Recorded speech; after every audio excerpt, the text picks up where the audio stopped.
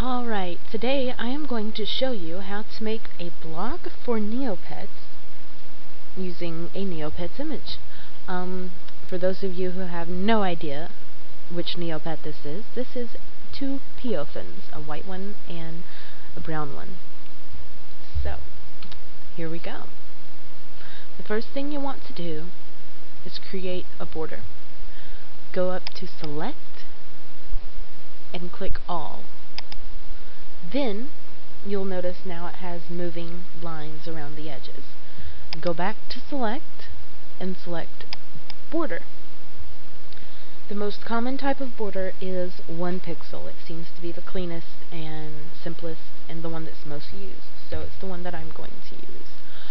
You can use however many pixels you want. It's completely up to you. And click OK. Now from here it doesn't look like it's changed at all.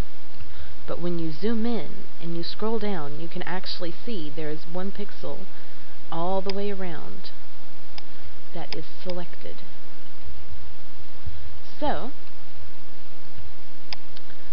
with this in hand, go to Edit and Fill with Foreground Color. Now I'm using black.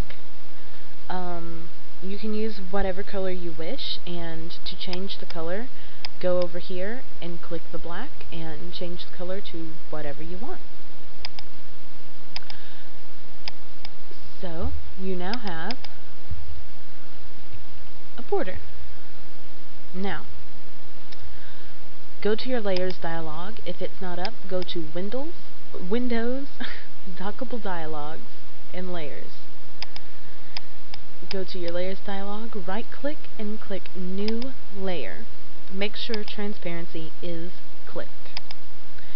Now, you will want to choose a spot somewhere on the picture where your text will go. And I am going to choose this right here. I'm going to make this go a little bit left. That looks roughly even. And go to Edit, Fill with Background Color, or again, whichever color you wish. I'm going with white. Now that looks kind of holy poo. So, go to Overlay. That's a very widely used one. I prefer just bringing down the opacity on normal. It gives it, you can still see the background. Just bring it down just very little. You can still see the background, and it also gives a nice place for your text to go where it's not going to be too obstructed by different colors. There you go. And right click New Layer, Transparency, make sure it's clicked, and click OK. Now what we're going to do, we're going to add a border to this as well. Go to your layer with the white on it, use your fuzzy select tool, and select all the white. Now go up to your new layer, go to Select, Border, we're doing the border again, how many ever pixels you want, and then Edit, Fill with Foreground Color. And as you can see, it now has a very nice, simple border around it. Now, you can right click and merge down, or if you would like to wait until the end of the picture to make sure you don't have any imperfections or something you're not going to like later, you go ahead and keep it in layers. Now, usually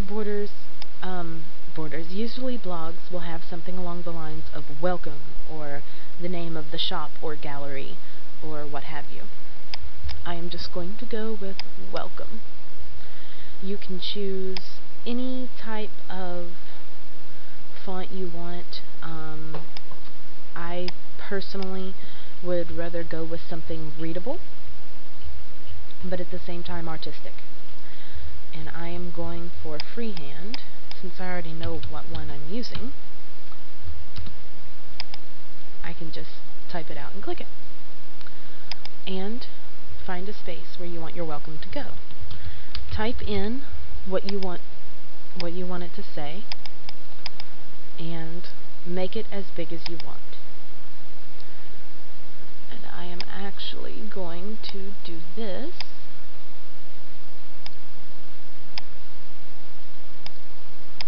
And I'm going to make it in the center. Oh, that's left, or right. There we go, center. And close. Now, go ahead and right-click Layer to Image Size. As you can see, that's kind of not easy to read. So, right-click Duplicate Layer, and go up to Colors, Invert. Make sure you're on your base text layer, Colors, Invert, and then Filters, Blur, Gaussian Blur. I'm going with 3, and I'm going to duplicate this layer as many times as I feel is necessary. There we go. And merge the white layers onto each other. That makes it a bit more standoutish. Now this, I'm going to create a duplicate layer of that. I'm going to repeat Gaussian Blur, because I will show you in a moment. Go up to your black text layer, go to Colors, Colorize. Now if you used a dark colored text, you're going to want to go to 75. If you used a light colored text, you're going to want to go to -25 in lightness. Now, make sure saturation is all the way down. This is a dark colored text, so I am going to 75 in lightness, and click OK. Go to Filters, Map, Bump Map, and make sure you select the correct layer. And pretty much the only setting you'll want to mess with is the elevation setting. That pretty much makes it more or less 3D depending on what you want. Now, this, I'm going to invert the color of the blurry layer. And what I just did that I went by while I was talking was I deleted the layer that I used for the bump map for the what was black text, which is now silver. Colors, Invert. You know what? I don't like that too well. So CTRL and V to undo.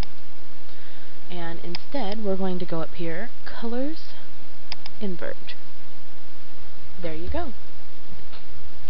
That is pretty interesting, and it is more readable than it was. You can continue to fiddle with all sorts of settings for it if you want, but I am going to leave that as is.